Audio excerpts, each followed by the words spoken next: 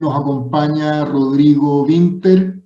Rodrigo es abogado de la Universidad Católica, tiene un posgrado en impuestos en la Universidad de Florida, es profesor universitario, es profesor del magíster en Dirección y Gestión Tributaria, a la vez es socio de la consultora PricewaterhouseCoopers.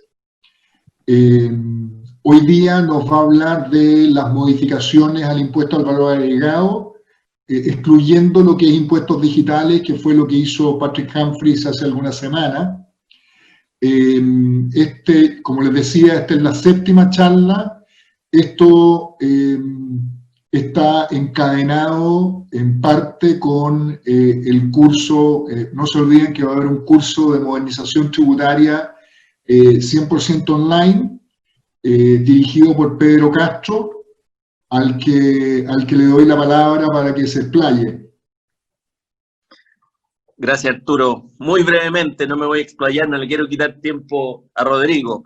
Saludarlos a todos y dejarlos invitados al curso de modernización tributaria que parte a finales de septiembre y va a ser efectivamente en una modalidad completamente online y vamos a abordar los tópicos más relevantes de la modernización, modificaciones en código, IVA, impuesto a la renta y otros impuestos que se incorporaron y o modificaron. Así que bienvenidos, son cupos limitados, eso sí, por la modalidad, para que pueda ser participativo. Así que todos bienvenidos al curso sobre la modernización tributaria. Adelante, estudios. Quiero agradecer especialmente a la universidad por todo el esfuerzo, las plataformas, la labor de coordinación, la promoción. Quiero también agradecer a los directores del DEAT por todo el apoyo que han hecho liderando esta iniciativa conjuntamente con Patrick y conmigo. Solo decir que en la presentación de Rodrigo faltó decir que es un eximio músico, porque ahí lo vemos con todo el hombre orquesta, le decíamos, ¿no? Yo creo que soy más músico que tributarista, pero... Hola a todos, ¿cómo están? ¿Me escuchan bien? Muy bien. Bien. Mira, mi amigo Patrick y Arturo me pidieron hacer esta charla, que básicamente yo había preparado algo muy similar para el Instituto Chileno de Derecho Tributario, y lo que traté ahora es un plan bien ambicioso, así que voy a tratar de apegarme al tiempo y no extenderme más allá, pero básicamente traté de incluir todo lo que son las modificaciones en materia de IVA que incluyó la ley 21.210 sobre modernización tributaria, pero excluimos de esto el impuesto digital porque, tal como mencionaron anteriormente, ese tema ya fue cubierto, así que vamos a tratar de abarcar harta materia, así que voy a tratar de hacerlo lo más claro posible y sin explayarme tanto en tantos detalles. Voy a compartir mi pantalla ahora para que puedan ver mi presentación. Rodrigo, por lo mismo, lo que les vamos a pedir, como siempre ha sido la tónica en estas charlas, es que vayan, por favor, haciendo sus consultas a través del chat. Las vamos a estar respondiendo por ahí mismo en la medida de lo posible, y si es que hay alguna pregunta que amerite interrumpir la presentación, ahí yo voy a meter cuchara y te voy a pedir que por favor la abordemos en el minuto, pero la idea es que concentremos todo a través del chat de manera que Rodrigo pueda precisamente ir haciendo su presentación lo más fluida posible y logre abarcar todo lo que tiene previsto como planteaba. Efectivamente, el moderador esta vez va a ser Patrick Humphries, ¿no? Patrick, tú moderas esta charla. Correcto. Me están diciendo por el chat que el audio está bajo. ¿Ustedes me escuchan bien? Perfecto. Yo sí. Está bien. Sí. Gracias. Perfecto. Mira, esta charla está basada un poco en la nueva reescritura de lo que es el DL 825 con todas las modificaciones y las derogaciones de ciertos párrafos, inclusiones de algunos párrafos, y también utilicé harto de lo que son, en ese momento estaba en proyecto circular, hoy día circular ya publicada, que es la circular 37 del 2020, que se refiere, como decía Arturo, al IVA de los inmuebles, pero esto tiene un poquito más que eso, así que voy a tratar de hacer la presentación como siguiendo un poco la estructura de la misma ley. Y vamos a ocupar entonces un poco lo que es las modificaciones legales, lo que son mis interpretaciones. Aquí, como siempre digo en mis charlas, yo no soy el dueño de la verdad, y sobre todo con tantos cambios viniendo, así que voy a tratar de dar lo que es mi interpretación y mi entendimiento de la ley, lo que no significa que tenga que ser el entendimiento de la interpretación correcta. Así que si alguien no está de acuerdo con algo que yo diga o tiene una interpretación distinta, bienvenida sea, y estamos abiertos aquí al diálogo, a la discusión, porque en estas cosas nunca uno tiene la razón. Creo que siempre es bueno escuchar. Partiendo entonces con las modificaciones, la primera modificación que encontramos en la ley del IVA es una modificación al hecho grabado venta, y sobre todo en el caso de los inmuebles. ¿Y por qué? Porque antiguamente, cuando se incluyó el tema de los inmuebles, recordemos que primero la ley de IVA no afectaba a los inmuebles, después se incluyó el hecho grabado de los bienes inmuebles construidos por una empresa constructora, y después ya con la ley 20.780, publicada en el mes de septiembre del año 2014, el gobierno de Bachelet, se incluyó el hecho grabado de los bienes corporales inmuebles construidos y siempre que hayan sido enajenados por alguien que tenga la calidad de vendedor. Entonces, se empezaron a hacer varias consultas relativas a si la venta de un terreno, vamos a decirlo en buen chileno, un terreno pelado, sin construcciones, sin edificaciones, era un hecho grabado por sí o no, y tuvieron que salir algunos oficios aclarando que la venta de un bien inmueble pelado no era un hecho grabado, pero no estaba tan claro en la ley. Entonces ahora lo que hizo la ley fue aclarar que el hecho grabado es un bien inmueble construido. Eso significa entonces que si nosotros vendemos un bien inmueble que no tiene construcciones, no es un hecho grabado con IVA, y no hay que emitir ni siquiera una factura exenta porque no es un hecho grabado con IVA. Y también ahora explicita entonces también que los terrenos no se encuentran. Acá, como mencionaba también, hay un oficio que lo tuvo que decir, que era el oficio 3108 del 2016, que está citado aquí en mi presentación, y lo que hizo la ley, creo, es llevar a la ley cosas que el servicio ya había dicho por medio de una serie de oficios. Entonces se aclara entonces que lo que está grabado son los inmuebles construidos, y también la circular también, que es la circular 37, aclara también algo que también el servicio había mencionado, que si hay, por ejemplo, urbanizaciones, eso se considera un inmueble construido y por ende está afecto a IVA.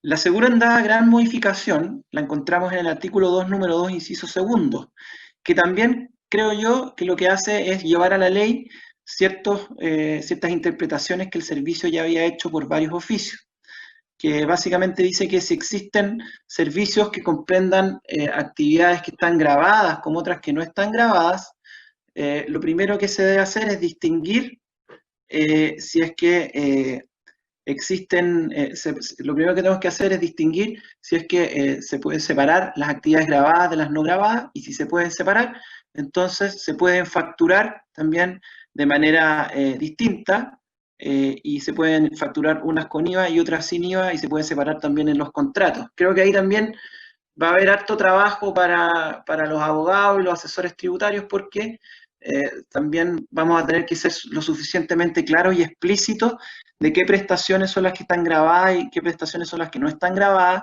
para efectos de poder facturar con IVA las que están grabadas y sin IVA las que no están grabadas.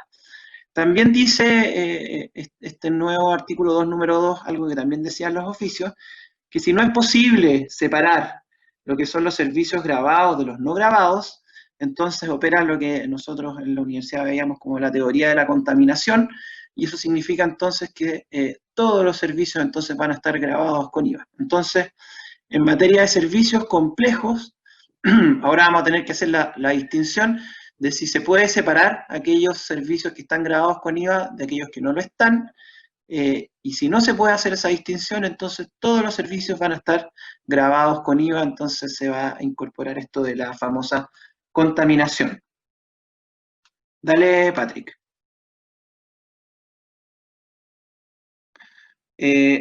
También otra cosa que se modifica también en el hecho grabado, que es en el artículo 2, número 3, que como decíamos, en el caso, por ejemplo, de los inmuebles, lo que se graba son los inmuebles construidos y que sean enajenados por alguien que tenga la calidad de vendedor.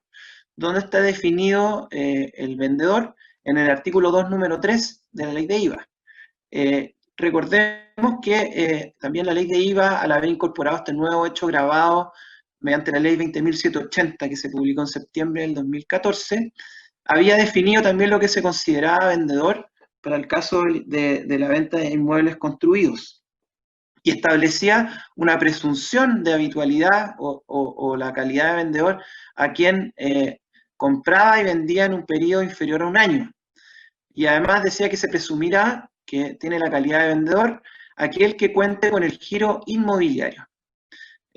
Actualmente, con la nueva definición de vendedor que establece el decreto ley 825, se elimina la presunción de habitualidad del año y se elimina también la presunción para aquellos contribuyentes que cuenten con el giro inmobiliario. ¿Cuál es la razón de estas dos modificaciones? Entiendo yo que es la que siempre el servicio ha dicho y que creo que tiene mucho más sentido jurídico y legal, que es que lo que se debe grabar acá es la intención, espíritu, el ánimo, y no algo que sea que no necesariamente va en relación con el ánimo. Entonces, quien tiene la calidad de vendedor es quien compró con el ánimo de revender, y no, por ejemplo, alguien que compró y al cabo y antes de un año tuvo que vender por alguna razón. Imagínense hoy día con las circunstancias que estamos, si alguien compró y vendió en menos de un año, nadie podría decir que tiene la calidad de vendedor porque en realidad su ánimo no era el de la reventa. La modificación también en materia del giro inmobiliario también tiene que ver con que lo que se graba en el IVA no es la entidad o el giro, sino que es el giro efectivo, lo que realmente la compañía realiza, la actividad. Yo siempre pongo como ejemplo que, por ejemplo, una inmobiliaria que no puede ser más habitual, no necesariamente puede ser habitual en ciertas ventas. Me pongo en un caso súper común.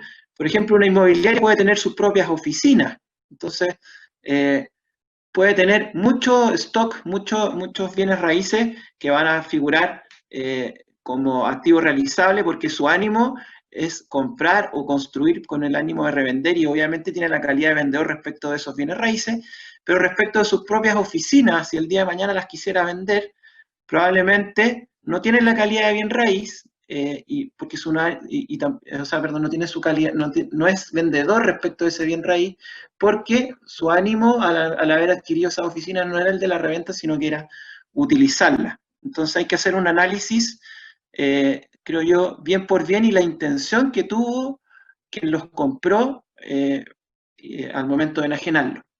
Creo que en materia de IVA es un poquito más fácil que en materia de renta calificar la habitualidad, porque, por ejemplo, hay varios oficios que nos aclaran que, por ejemplo, si yo adquiero un bien con el ánimo de revenderlo, mi contabilidad va a ser prueba de mi intención. Por ejemplo, si yo compré un bien raíz que tiene construcciones y lo deprecié, claramente la contabilidad lo que está diciendo aquí es que yo lo adquirí con el ánimo no de revenderlo, sino que de utilizarlo, de arrendarlo, porque es un activo fijo, y la depreciación, el cargo por depreciación, denota mi intención de haber adquirido ese bien raíz no para venderlo, sino que para utilizarlo. Entonces, creo que estas modificaciones van en línea con lo que es lo que debiera estar grabado con IVA, que es la real intención, el comprar con el ánimo de revender, independiente de cuál es el giro, porque el giro puede estar muy bien en un papel,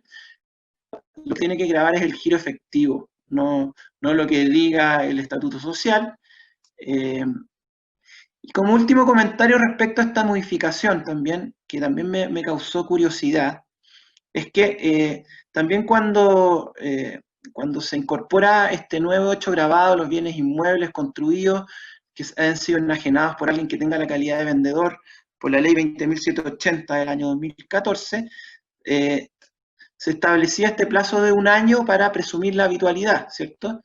Y también en esa ley se incorporó algo en materia de renta, que es este famoso ingreso no renta que pueden realizar las personas naturales que enajenen bienes raíces a partes no relacionadas, pero también en un periodo superior a 1 año. Entonces también hablamos de 1 año en materia de IVA y en materia de renta, o dicho de otra manera, si yo enajenaba hasta el año pasado un bien raíz antes de 1 año, tenía que pagar impuestos, no se me aplicaba la exención de los 8.000 UF, y además se presumía que era habitual en materia de IVA, entonces era lo peor.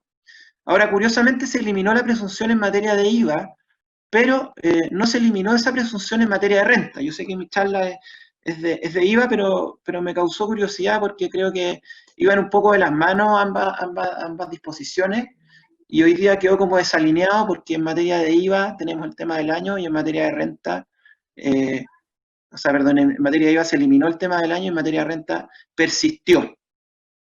Dale nomás, Patrick.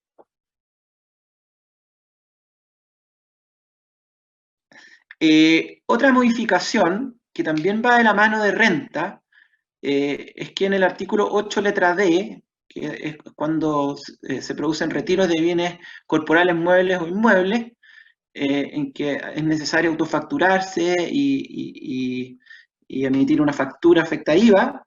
En este caso hay una excepción, que es por una modificación también en materia de renta. Acá, para los que no han leído o no han revisado la modificación en materia de renta, hay una modificación en el artículo 31, número 3, que dice que ciertos productos que son inviables para su comercialización, en palabras resumidas, te obligan a donarlos a ciertas instituciones, y si no, te pueden hasta aplicar gasto rechazado.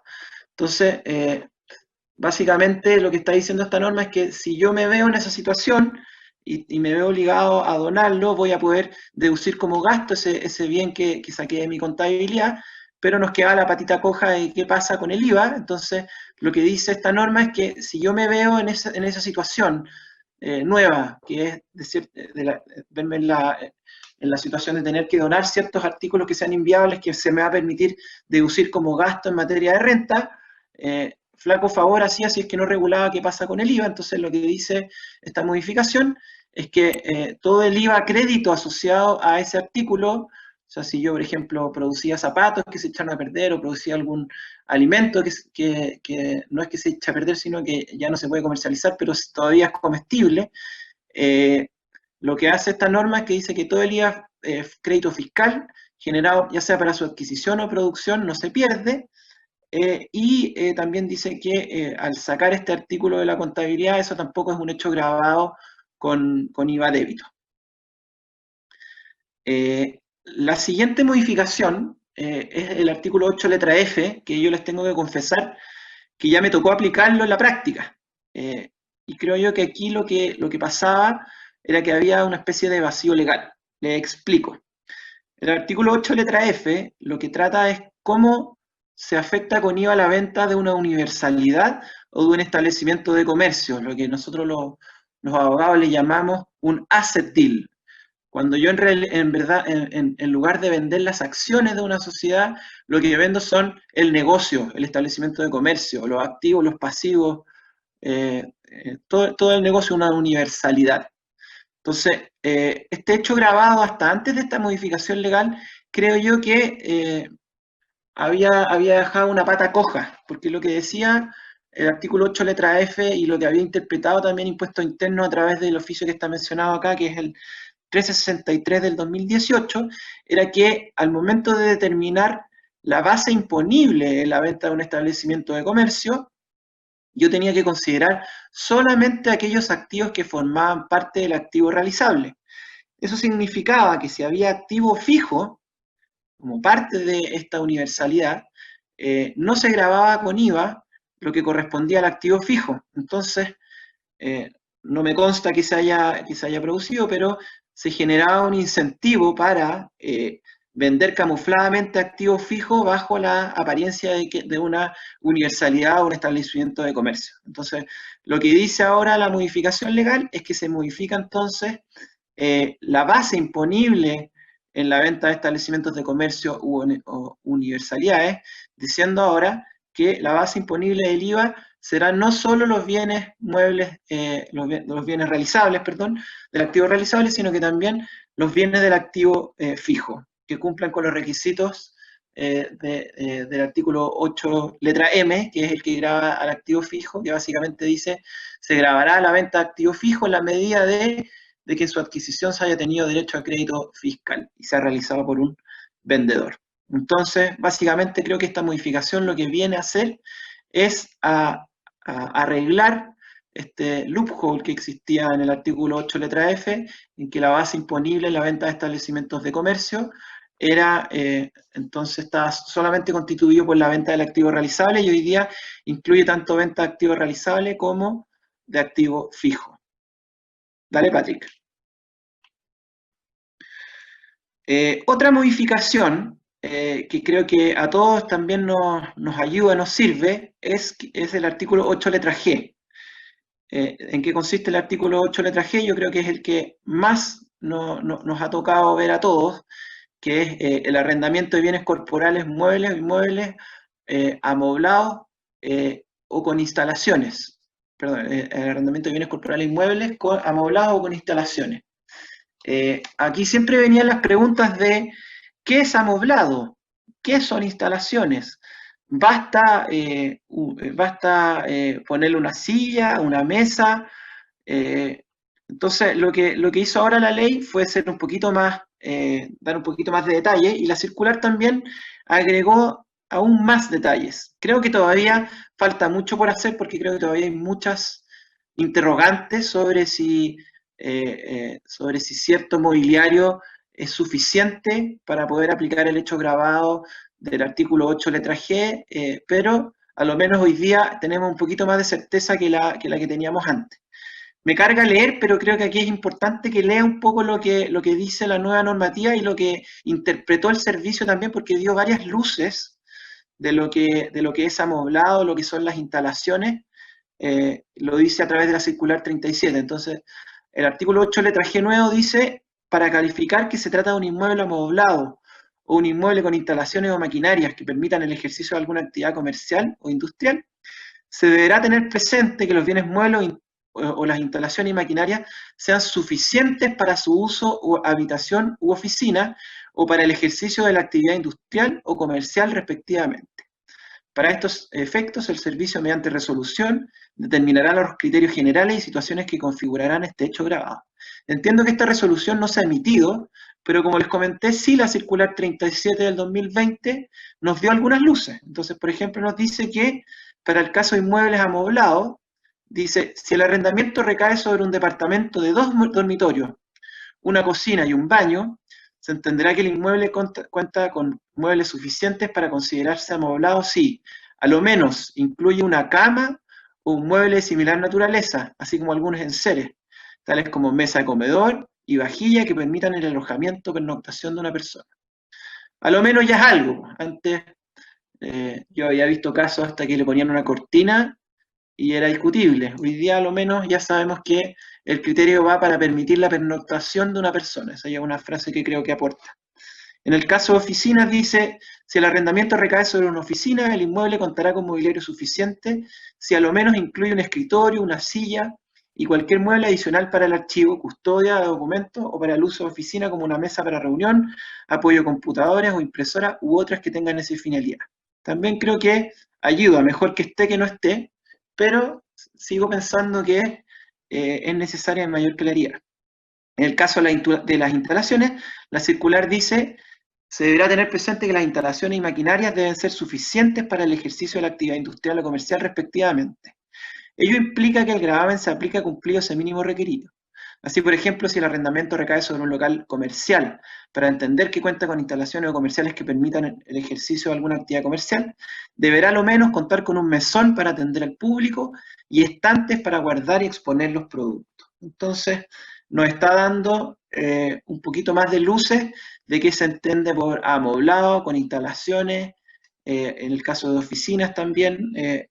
Creo que aporta mucho más de lo que había antes, pero sigo pensando que es insuficiente. Ahora, la lástima, creo yo, es que vamos a terminar como pasó, no sé si se acuerdan ustedes, con el derecho a crédito fiscal por ciertos vehículos, por ejemplo, que había que calificar si tenían doble cabina, si tenían winches, si no sé cuánto, si no sé cuánto. No sé hasta qué nivel de detalle vamos a llegar con la individualización de los requisitos mínimos para poder ser amoblado o tener instalaciones, pero creo que para tener mayor certeza debería ser bastante más explícita el número de detalles para poder incurrir en esto. ¿Esto le puede servir o no le puede servir al contribuyente? Yo creo que no es un tema ni pro ni contra el contribuyente. Yo he visto que en algunos casos a los contribuyentes les conviene que tenga inmuebles porque, por ejemplo, les permite pedir el artículo 27 bis y en otros casos no. Entonces, creo que serviría para dar certeza tanto para los contribuyentes como para el Servicio de Impuestos Internos. Dale nomás, Patrick. También en los contratos de leasing, contratos de arriendo con opción de compra, de la misma manera que veíamos que en el artículo 2, número 3, se elimina el tema del plazo de un año, acá también se elimina el plazo de un año siendo consistente con la modificación del artículo 2, número 3. Dale nomás, Patrick. Avanza la siguiente nomás, Patrick. Ya, artículo 12, letra B, número 10. Ya. ¿Qué es lo que dice este artículo? Y que creo que es bien interesante la modificación.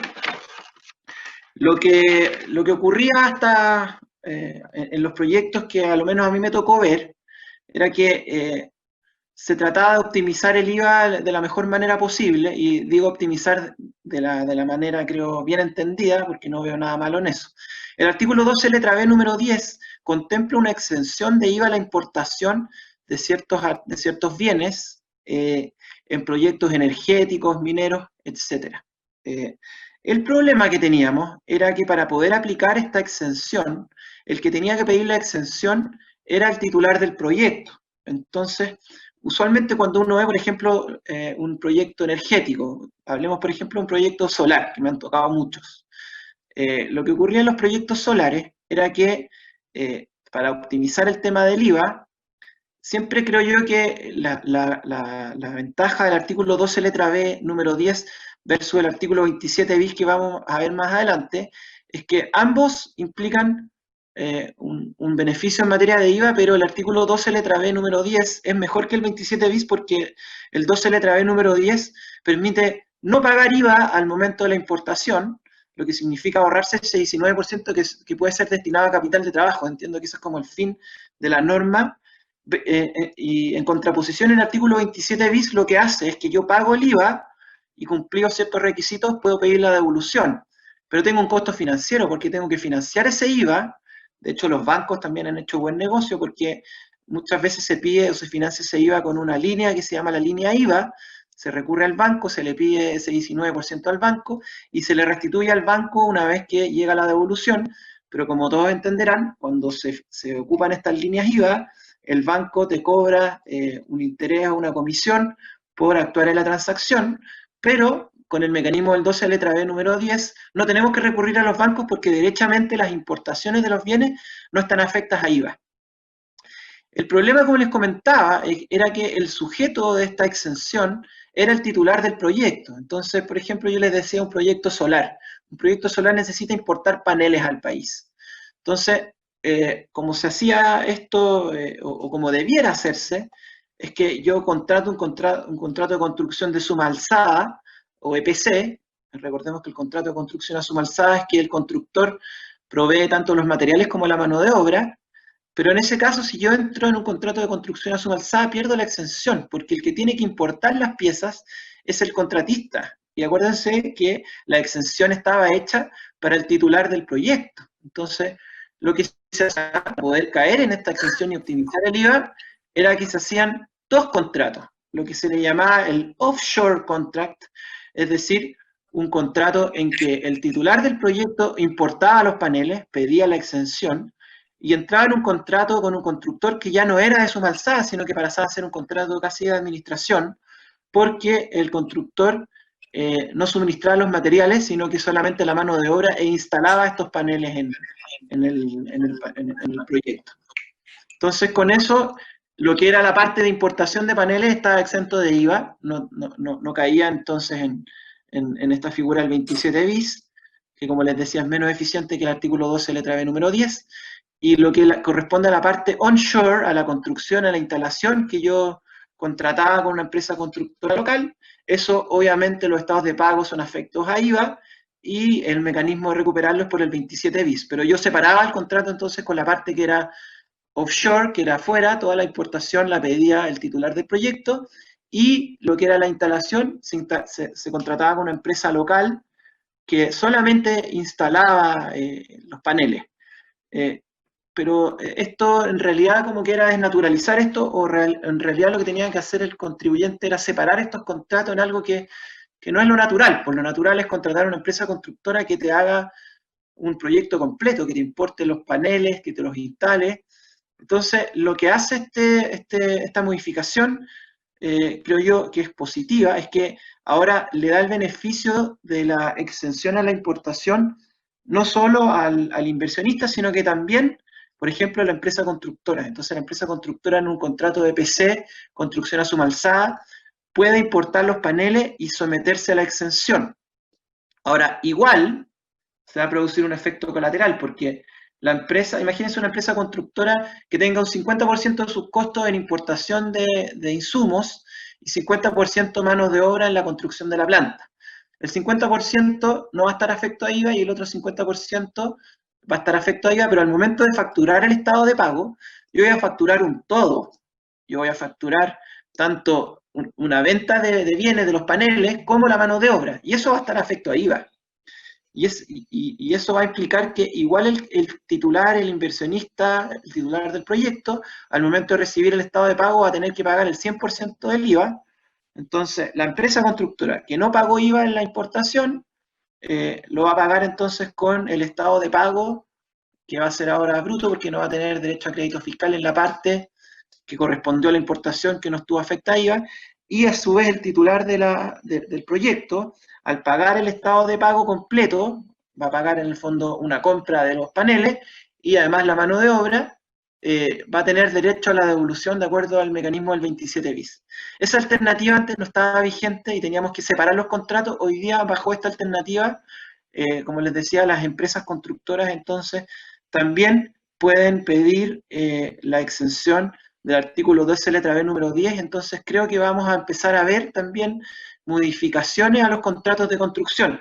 De hecho, también les cuento una experiencia personal, a mí me tocó también asesorar a una empresa constructora que operaba bajo el modelo de separar los contratos en lo que era el offshore y el onshore, pero vista esta modificación se vio obligada a modificar sus contratos y ahí estamos siempre los asesores para ayudarlos. La siguiente modificación que también creo que es súper relevante, y de hecho también les cuento que a mí me tocó un caso práctico, es también la modificación de una sola palabra en el artículo 12 letra E número 17. El artículo 12 letra E número 17 es una exención de IVA a aquellos ingresos no renta y aquellas cantidades que están afecto a impuesto adicional, pero que se exhiben ya sea por una exención por convenio o por una exención doméstica, siempre que los servicios fueran prestados antes, decía en Chile, y ahora agrega la palabra utilizados, y tal como les comentaba, y gozan de una exención por aplicación de la ley doméstica o por los convenios. ¿En qué casos puede aplicarnos esto y pasó colado, creo yo? Y les voy a contar un caso que a mí me tocó. De hecho, el que está acá yo lo cité en la charla, pero no me había tocado, pero ahora me tocó con un cliente de verdad. Por ejemplo, en 2012 se estableció una exención a los software estándar. Los software estándar son aquellos que no pueden ser modificados y solo son realizados para su uso o consumo y no para su explotación comercial. Si es que yo pago una licencia por software estándar, de acuerdo al artículo 59 de la Ley de la Renta, eso está exento de impuesto adicional. Entonces, alguien preguntó en el pasado, dado que esto está exento de impuesto adicional, ¿está afecto a IVA? Y el servicio dijo no está afecto a IVA porque está utilizado porque no está utilizado en Chile. Pero ahora al haber agregado la palabra o utilizados en Chile, entonces tendríamos que decir que se trata de una licencia por un software estándar está exenta de impuesto adicional, pero pasaría a estar afecta a IVA. Y al estar afecta a IVA, se viene el problema de cómo se paga el IVA. Acá, como les comenté, no quiero caer en la circular de impuesto digital, que Patrick la domina mucho más que yo, pero a mí lo que me tocó ver, por ejemplo, en un cliente, es que la circular sobre impuesto digital habla que en el caso que se gatille IVA y el titular del IVA sea un contribuyente que no está afecto a IVA, en ese caso, el que presta el servicio, es decir, la empresa, por ejemplo, de software estándar, tiene que emitir una factura afecta a IVA. ¿Cómo la va a emitirse a un extranjero que no tiene idea?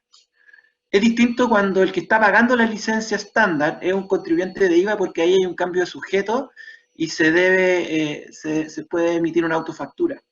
Pero acá quedamos en un problema que hasta el momento yo no conozco la solución. A mí se me ocurrió una solución que no es muy apegada a la ley, pero a lo menos puede cumplir con el objetivo de recaudar, que es que, por ejemplo, para solucionar el problema, que entiendo que no está resuelto hoy día por impuestos internos, y que sé que está mal, pero a lo menos no habría perjuicio fiscal o habría un perjuicio fiscal muy mínimo, es, por ejemplo, retener, a pesar de que se trata de un software estándar y no corresponde realizar la retención, retener un 15% vía formulario 50, y dado que esa retención es con gross up, eso da una tasa efectiva como del 17%, que es casi igual al 19%, pero es como la forma práctica de cumplir con esto, porque un contribuyente que no está afecto a IVA no va a poder emitir una factura afecta a IVA. Entonces, ahí hay un tema que creo todavía está sin solución, y creo que el solo hecho de haber modificado esa palabra, prestado o utilizado, nos va a generar un gran inconveniente que se está empezando a ver ahora. Dale nomás, Patrick.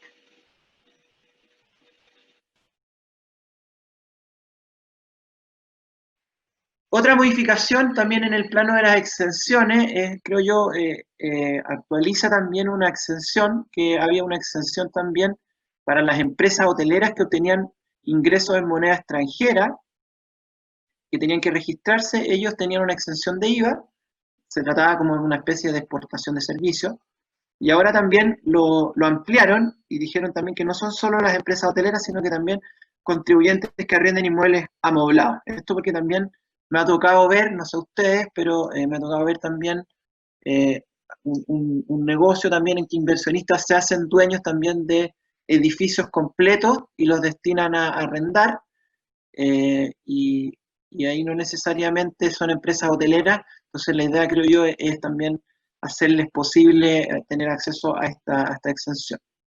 Se actualiza también la exención del artículo 12 letra E número 19, que ahí tampoco, ahí no quiero perder mucho tiempo, pero también ciertas instituciones que estaban desactualizadas también las actualizan. Dale nomás, Patrick.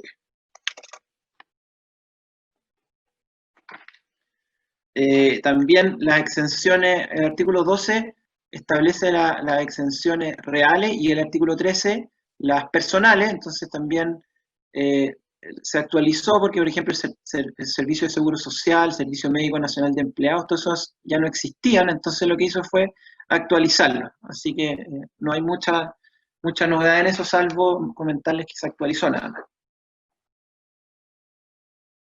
Dale nomás, Patrick.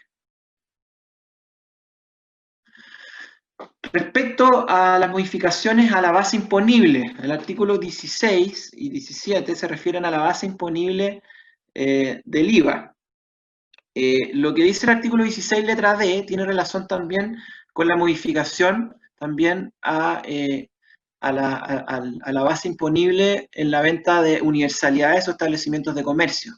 Si se acuerdan, cuando hablábamos de las universalidades y establecimientos de comercio, dijimos que la base imponible eran ahora no solo los bienes del activo realizable, sino que también los del activo fijo.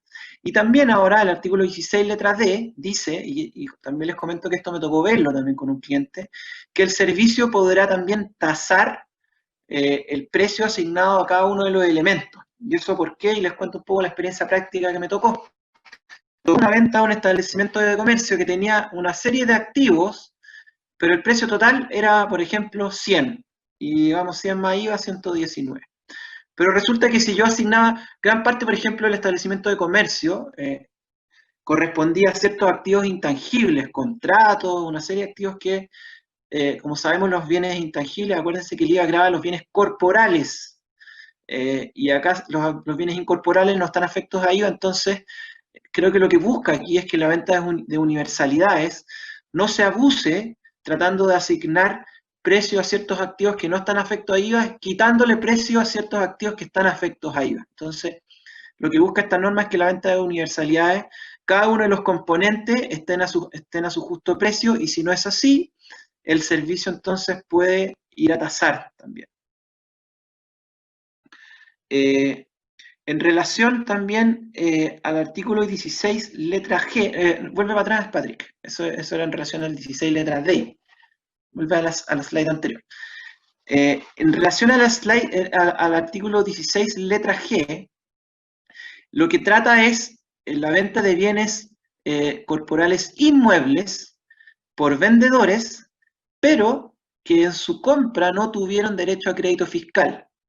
Por ejemplo, una inmobiliaria que le compra a la señora Juanita, pero la inmobiliaria claramente compró con el ánimo de revender. Entonces, la señora Juanita no estaba afecto a IVA porque no era habitual al vender su casa a la inmobiliaria, pero la inmobiliaria cuando la venda va a tener que afectar eso con IVA. Entonces, lo que dice este artículo 16, letra G, es que va a estar afecto a IVA, pero la base imponible del IVA es bien especial porque dice que yo tendré que considerar en la base imponible el terreno, o cuánto representa el terreno versus el precio total de venta al momento de la venta, y eso yo lo tengo que prorratear a cuánto representaba el valor del terreno al momento de haberlo comprado. Y así voy a determinar mi base imponible de IVA. Dentro de este artículo 16, letra G, la ley, no me digan por qué ocupaba además la palabra bienes inmuebles usados. Hoy día se elimina la expresión usado y basta entonces que alguien compre un inmueble respecto al cual no tuvo derecho a crédito fiscal, pero tiene la calidad de vendedor. Entonces yo tengo que aplicar esta base imponible y se elimina la expresión usados. También la ley permitía también, o decía, no sé por qué decía también en todas las partes pertinentes, decía, el vendedor podrá deducir el valor del terreno. Hoy día ya no dice podrá, sino que dice deberá. Y también incorpora la facultad del servicio para tasar el valor del terreno en caso que no haya correspondido a valores de mercado. Dale nomás, Patrick.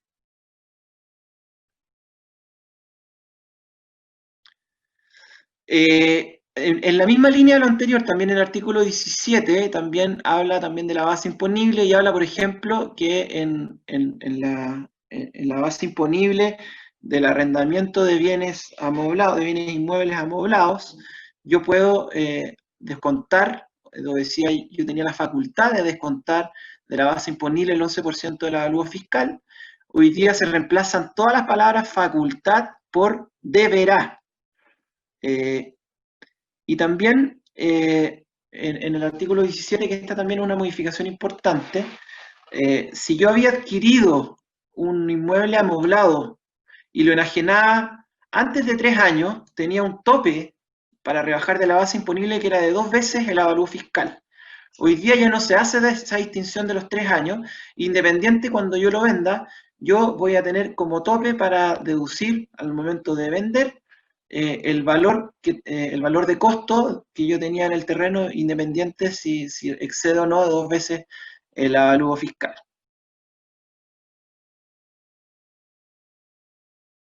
creo que esas son las modificaciones del 17.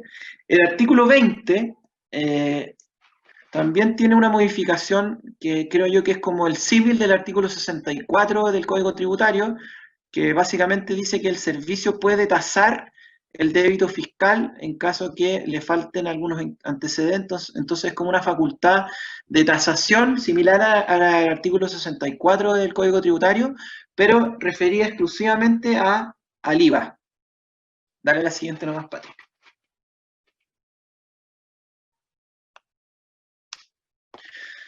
La siguiente modificación también, como ven, son varias, ¿eh? Por eso es ambicioso mi plan y voy a tratar de no extenderme lo suficiente. Veo que además hay 80 preguntas, así que parece que está interesante. También se modifica el artículo 23, número 5. El 23, número 5, lo que dice básicamente es que yo puedo tener derecho igual al crédito fiscal en facturas no fidedignas o falsas si cumplo con ciertos requisitos, que son emisión de cheque vale vista, tener registrada la contabilidad del emisor de la factura, que la factura cumpla con los requisitos formales y que la operación sea efectiva y su monto también sea efectivo. Entonces, si yo cumplo con esos requisitos, aun cuando la factura no sea fidedigna, yo igual puedo tener derecho al crédito fiscal. Pero ahora lo que hizo este nuevo párrafo en el artículo 23, número 5, fue señalar que si yo no cumplo con las circunstancias de las letras A y B, es decir, emisión de cheque vale vista y tener registrada en la contabilidad la cuenta corriente de a quién le pagué la factura, si es que a mí me piden esos antecedentes del servicio y yo no les contesto dentro de un mes contado desde la notificación del requerimiento, entonces se va a presumir que la factura es falsa y no voy a tener derecho al crédito fiscal. Es decir, se limita este derecho que yo tenía a tener derecho al crédito fiscal, aun cuando la factura fuese no fidedigna o falsa. O sea, si me notifican por esto voy a tener que estar con ojo porque voy a tener que cumplir dentro del mes con tener copia del cheque o el vale vista o la cuenta corriente donde generé el pago, y además voy a tener que cumplir con tener registrada en la contabilidad la cuenta corriente del que recibió el pago. También otra novedad que creo yo que está, y me tocó verla también con un cliente, que se agrega también el número 6 del artículo 23. ¿Qué es lo que dice y por qué se hizo esto? Y esto creo yo que ya había sido tratado por el servicio por una resolución que está aquí en mi presentación, que es la resolución exenta número 24 del 2020 del servicio. Empezó a ocurrir que constructoras o inmobiliarias construían un edificio o una casa, tenían crédito fiscal por esa construcción, pero no sabían si al momento de vender esa venta iba a estar grabada o no iba a estar grabada. ¿Por qué razones podían no estar grabadas? Pueden haber otras, pero las que están mencionadas en esa resolución, y si a alguien se le ocurren más casos, feliz de escucharlos. Pero los que a mí más me tocó ver era, por ejemplo, esa venta podía estar sujeta a un subsidio, o esa venta podía también estar promesada antes del 2015. Acuérdense que antes, que también la ley 20.780, en los artículos 6 y 7 transitorio, decía que los inmuebles promesados antes del 2015 o que contaban con un permiso de edificación, y ya no me acuerdo ya cuáles eran los demás casos, si al momento de la venta, o sea, al momento de ya realizarse la venta definitiva, entonces, y contaban con esa promesa, con ese permiso de edificación, entonces la venta iba a estar exenta de IVA. Entonces, eso en realidad no tiene la constructora, la inmobiliaria, no tiene cómo saber si al final esa promesa se va a caer o se va a ejecutar, o si la compraventa va a estar sujeta a un subsidio o no. Entonces, lo que dice esta norma, y que ya lo había anticipado el servicio por esta resolución, que lo que yo creo que hizo con esta modificación legal es llevar esta resolución a la ley, le dice: usted, señor, considere todo el crédito fiscal como un crédito provisional del periodo. Entonces considere, independiente de lo que usted haga a futuro, usted considere que todo el crédito fiscal para construir es crédito fiscal. Pero al momento que usted ya tenga certeza si esa venta va a estar grabada o no grabada, si es que es no grabada o exenta porque usted le vendió a alguien con subsidio, o porque, por ejemplo, se trataba de una promesa exenta por estos artículos transitorios, usted va a tener que adicionar un mayor débito por ese crédito que usted se tomó. Entonces es como una especie de crédito provisional. La pregunta aquí que muchos nos hacíamos, y que no lo dice tampoco la ley de IVA, no tiene tampoco por qué decirlo, pero creo que tampoco lo dice la ley de la renta, pero sí lo dice esta resolución exenta, es qué pasa en materia de renta, porque esto que pasa en materia de IVA tiene un efecto en renta. Imagínense, yo pagué 1 millón de pesos de IVA a crédito y voy a usar solo la mitad contra un débito porque la otra mitad no la puedo usar. El IVA a crédito, mientras yo no lo haya usado, yo soy abogado, pero algo visto de contabilidad, el IVA a crédito, mientras no se haya utilizado, se registra como un activo, activo crédito fiscal por utilizar.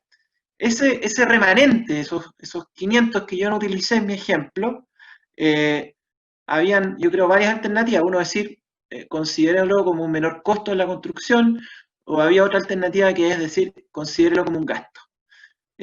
La ley, como les digo, como una ley de IVA no tiene por qué tratar materias de renta, pero creo que la ley de la renta tampoco lo dijo, pero sí esta resolución exenta que trata esta misma situación, lo que dice es que esa diferencia en materia de renta será considerada un gasto. Así que creo yo que es un antecedente potente para decir que entonces este IVA a crédito que no se va a poder utilizar porque se produjo en el con posterioridad una venta exenta o no grabada, en renta debiese ser considerado un gasto al momento que yo tengo certeza de que ese IVA a crédito no lo voy a poder utilizar. Dale nomás, Patrick.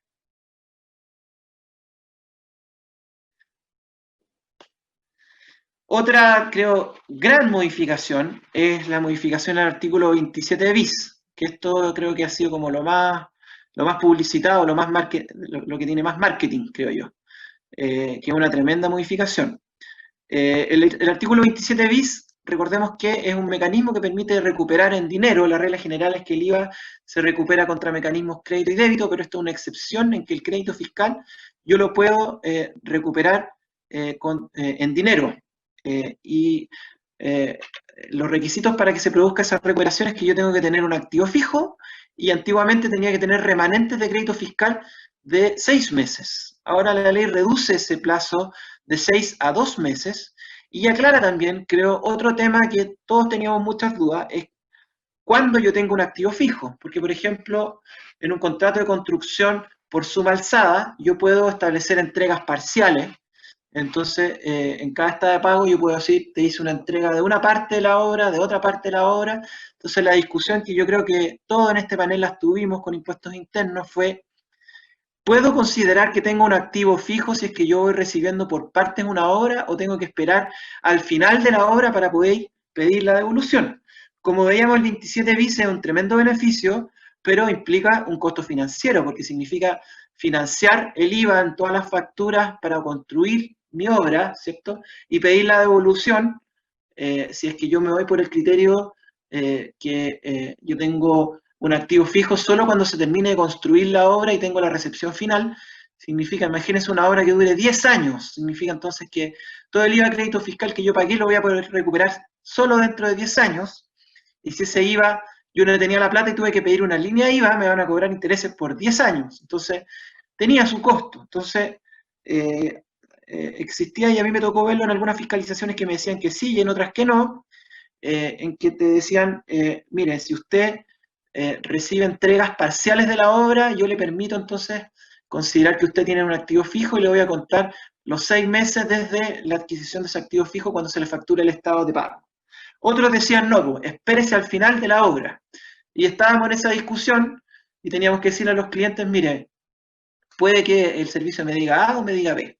Hoy día, afortunadamente, eso se resolvió, y lo que dice la norma es que, creo yo, en pro del contribuyente, lo encuentro un tremendo incentivo, que hoy día se puede entonces pedir la devolución o se puede tener derecho a un activo fijo al momento que se produzca una entrega parcial. O sea, se genera el estado de pago, se factura y yo puedo tener entonces derecho a un activo fijo, y entonces transcurrió ya no 6 meses, sino que 2 meses de remanentes de IVA crédito fiscal, yo puedo ir a pedir la devolución. Entonces, este costo financiero de pagar el IVA y tener que ir a devolverlo o pedir la devolución se acorta bastante. Entonces, es súper conveniente para los contribuyentes.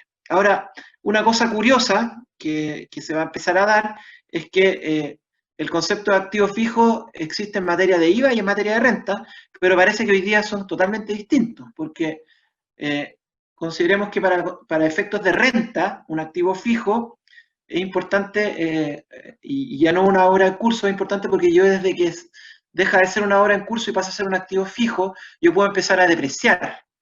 Entonces, creo yo que el concepto de activo fijo en materia de IVA va a ser distinto al concepto de activo fijo en materia de renta, porque yo no podría considerar que una entrega parcial es un activo fijo en materia de renta y empezar a depreciarlo.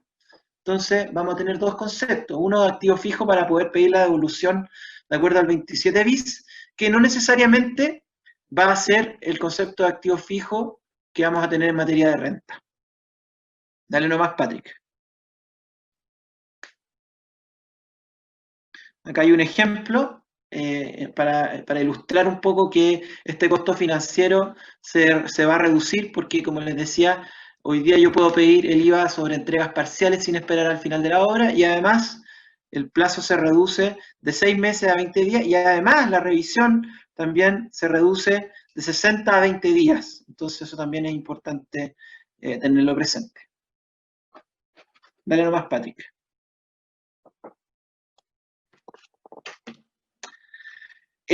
También en materia de la devolución del IVA a los exportadores, también el artículo 36 era el que lo trataba, y también había un decreto supremo que es el decreto supremo 348. El decreto supremo 348 contemplaba dos mecanismos de devolución a los exportadores.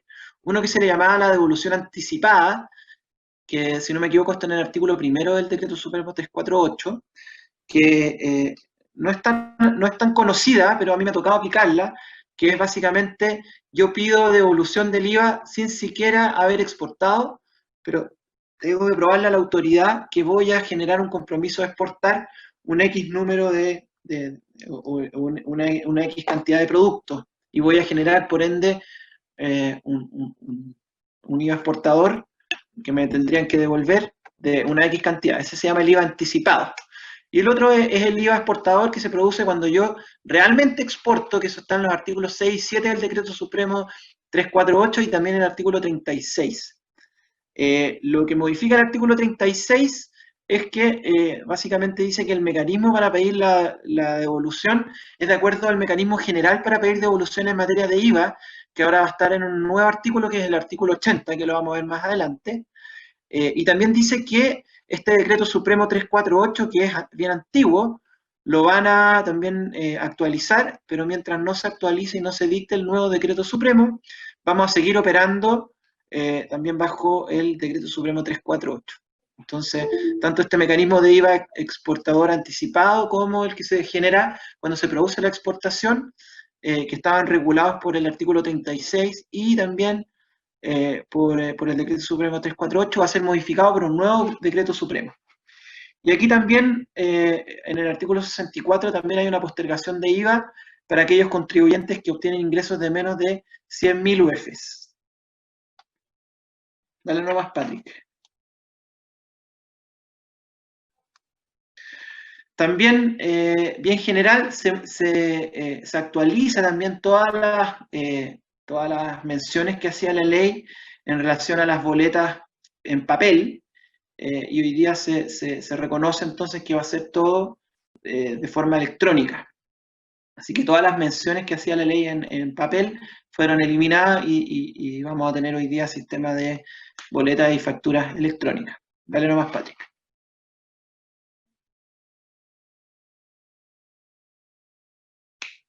También otra novedad es que las boletas también van a tener que indicar separadamente cuál es el monto del IVA que se ha recargado también en ellas. Entonces van a decir el monto neto más el IVA, que antes no lo decía.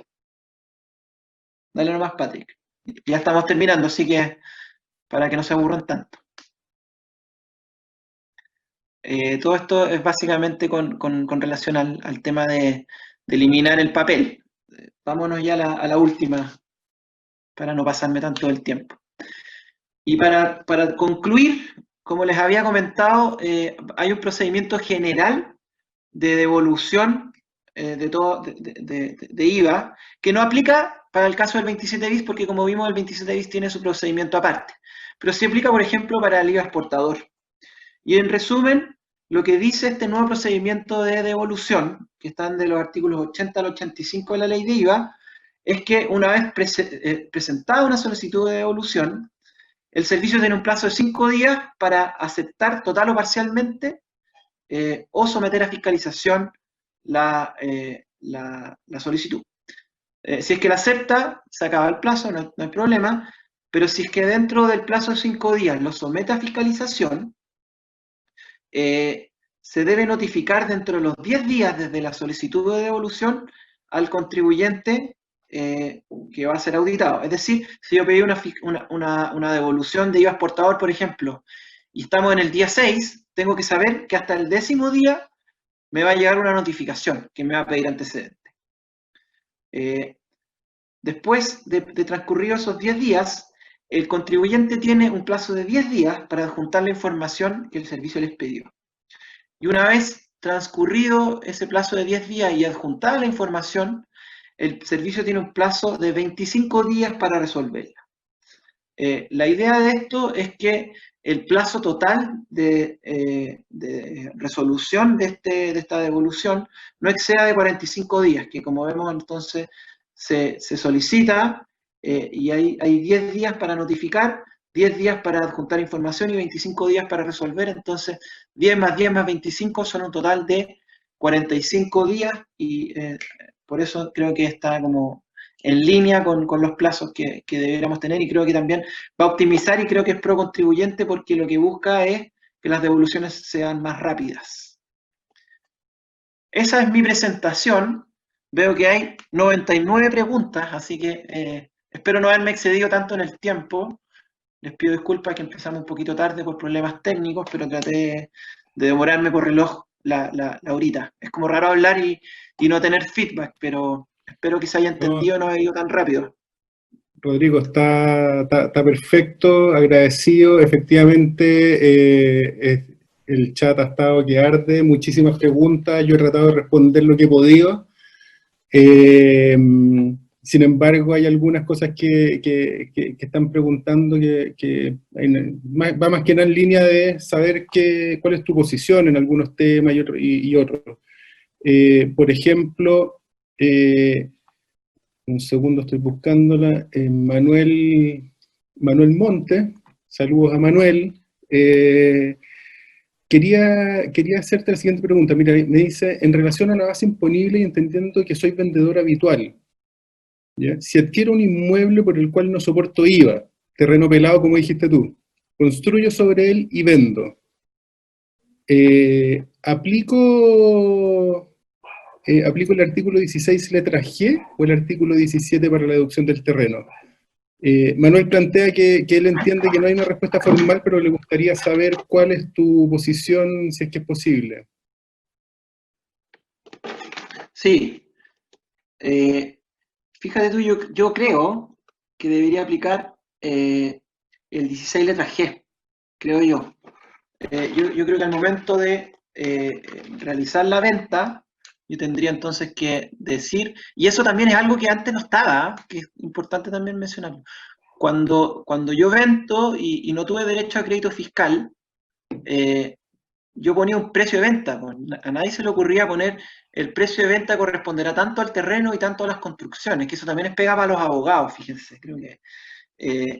Porque eso me va a servir para determinar también, al momento de haber adquirido, cuánto fue la prorrata de ese precio del terreno y el precio de las construcciones.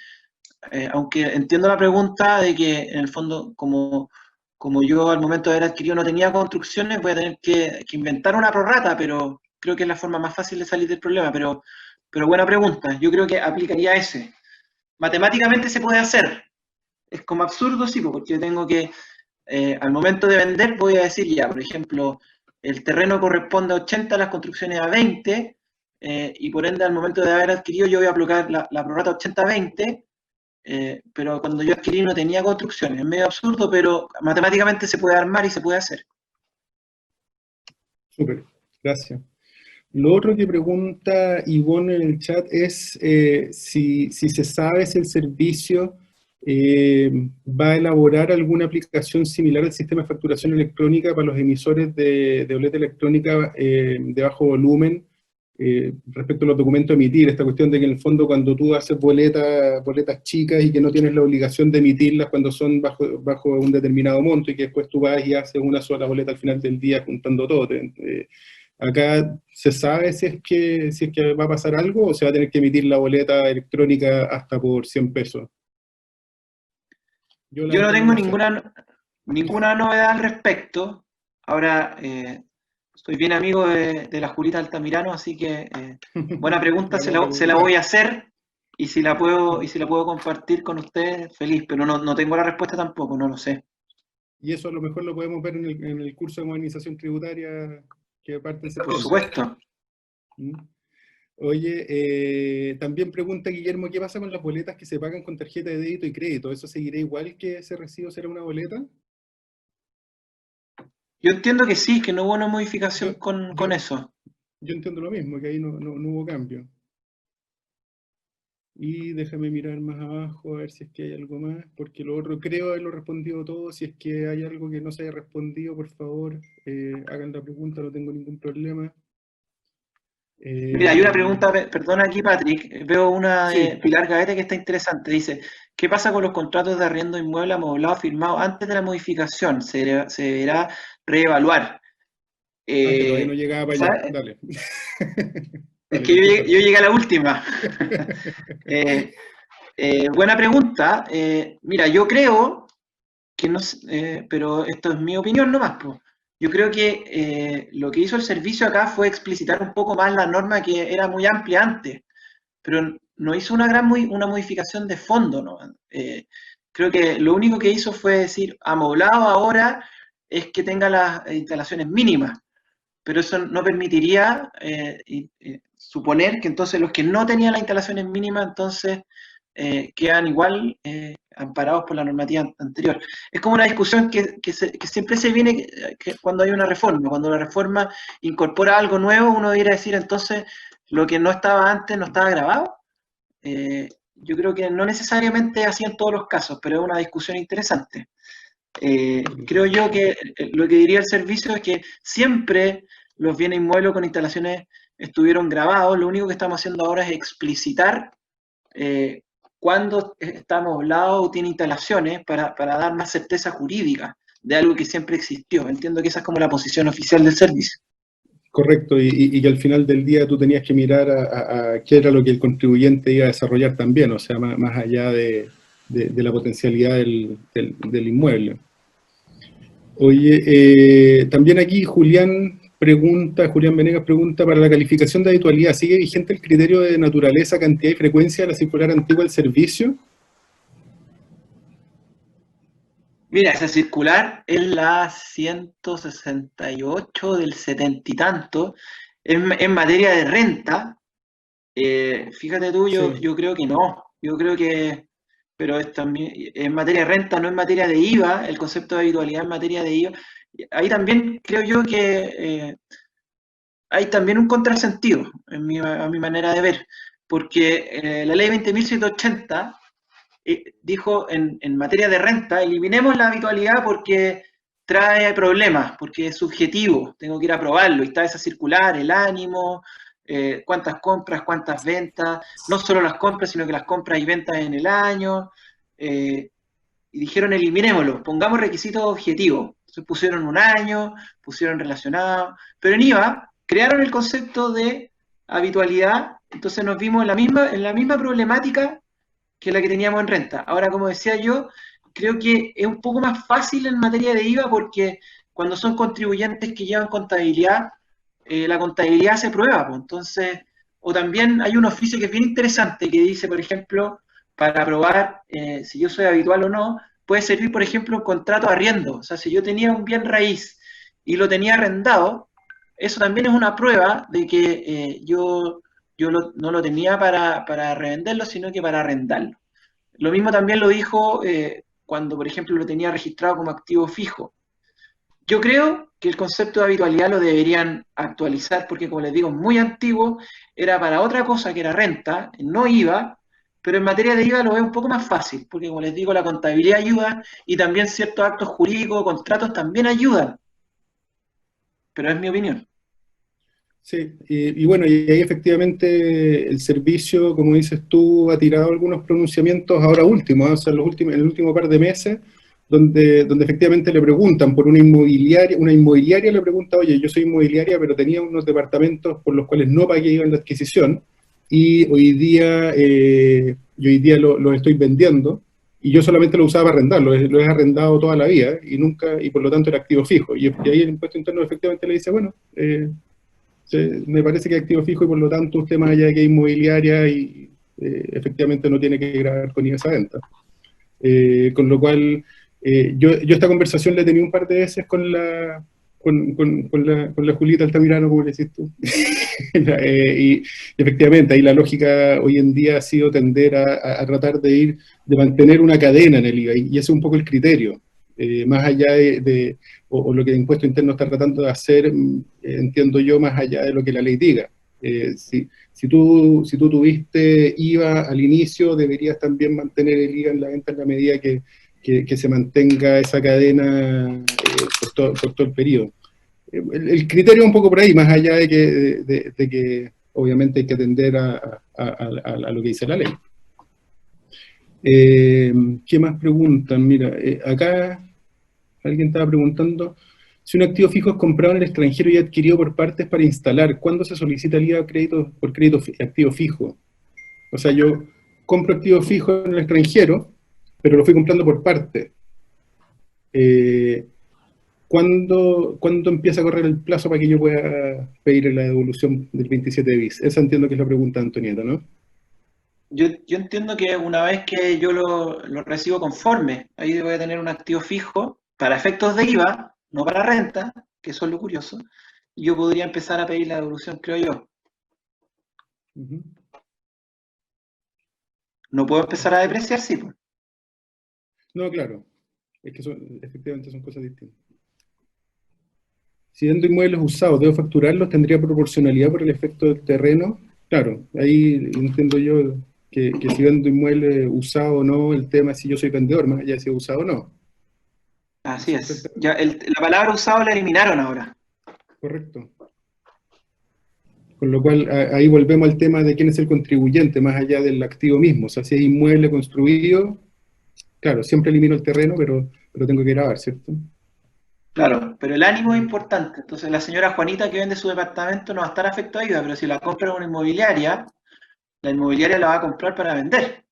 Entonces, esa va a estar afectada al hecho grabado y la base imponible del IVA. Cuando no se tuvo derecho a crédito fiscal, íbamos a tener que hacer esta base imponible que explicábamos antes. Mira, y aquí Julián hace otra pregunta interesante. ¿Una persona natural sin inicio de actividades bajo la nueva reforma puede quedar afectada por la venta de un inmueble? Yo creo que sí, pues si tiene la calidad de vendedor.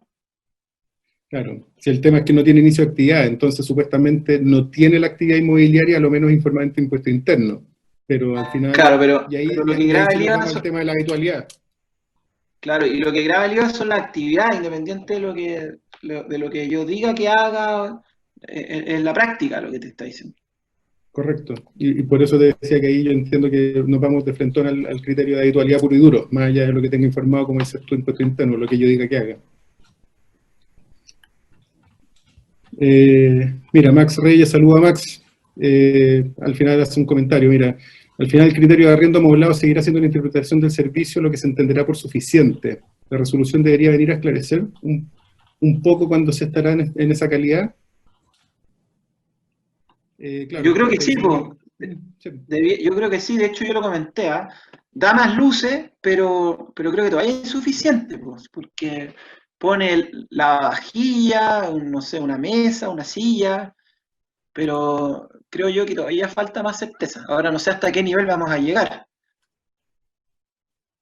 Así es. Pero creo que ayuda, antes no había nada, hoy día hay algo, sí. Ese algo es poco, a mi modo de entender, pero ayuda.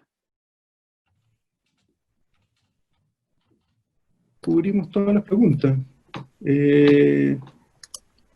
Así es que, y siendo las 10:29, estamos pero tiquitaca en el horario, con todos los problemas técnicos que tuvimos al principio, Así es que, aplausos, Rodrigo. Muchas gracias a todos ustedes. Lo pasé bien, súper bien en haciendo la charla. Lo único que es raro no verles las caras, pero vi que hay muchos que fueron alumnos míos. Así que muchas gracias a todos. Lo pasé súper bien. Y feliz de que discutamos todos los temas. Como les digo, aquí nadie es dueño de la verdad. Y aquí prendí un poco mi cámara también para que me vean y vean mi templo. Bueno, muchas gracias a todos ustedes, se pasaron. Y muchas gracias a la universidad por la invitación. Te pasaste. Oye, recuerden a todos los que preguntan por la presentación que durante el día nosotros les enviamos al correo al cual se inscribieron el link con la grabación para que la puedan volver a revisar, ¿ya? Me preguntan mucho por interno, así es que y también estamos trabajando en desarrollar un sitio en la que las vamos a alojar todas para que las puedan ir a buscar, porque la verdad es que nos escriben muchísimo preguntándonos por las grabaciones de las anteriores. Así que estamos ahí desarrollando un lugar donde puedan ir después a buscar la que necesitan. ¿Me escuchan, no? Sí, perfecto. Te escuchamos, Marco. Hola, hola. Gracias por la charla, excelente, Rodrigo. Una consultita, ¿el PPT se podrá enviar, no? Pues lo encontré buenísimo. Es que ahí tenemos una dificultad, la verdad, porque en general los profesores prefieren no liberar los materiales porque después circulan, hay mucho trabajo detrás del desarrollo de la PPT. Por lo mismo liberamos las grabaciones para que el que quiera pueda ir ahí con calma haciendo su propio trabajo de PPT. Perfecto, muchas gracias, se entiende. Sí. Bien, muchas gracias a todos. También, bueno, me han enviado muchas preguntas ahí, Fran está publicando por interno, me han preguntado sobre el curso de modernización tributaria. Algunos de los presentes ya postularon, porque veo en línea sus postulaciones, así es que bienvenidos, cualquier cosa, como siempre, aquí les dejo mi correo, se los estoy escribiendo en el chat. Para el que tenga alguna pregunta adicional, me la puede hacer llegar, yo feliz en ayudarlos como siempre.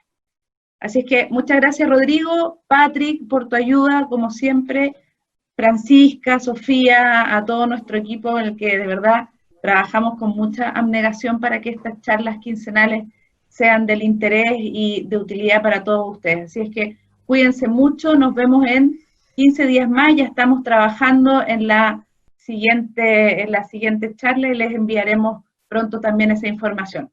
Que estén muy bien, cuídense.